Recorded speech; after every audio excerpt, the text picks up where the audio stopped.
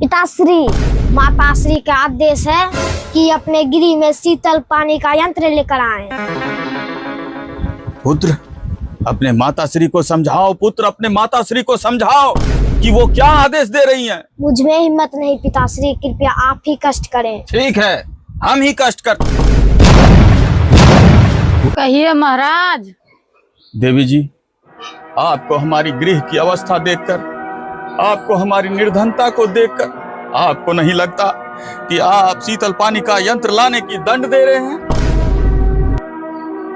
आपके मन में तनिक भी विचार नहीं आया कि हम किस प्रकार अपने गृह को और अपने बालक को शिक्षा प्रदान कर रहे हैं? तनिक सोचा आपने कि कितने कष्ट करने के पश्चात और घोर परिश्रम करने के पश्चात थोड़ी सी मुद्रा कमा पाते हैं, और आपने इतना बड़ा आदेश दे दिया। क्षमा करें महाराज। स्वप्न देखना गलत नहीं है देवी जी, परंतु आप स्वप्न वही देखिए जिसे आप सत्य कर सको। उम्मीद है देवी जी आप समझ गई होंगी। जी महाराज।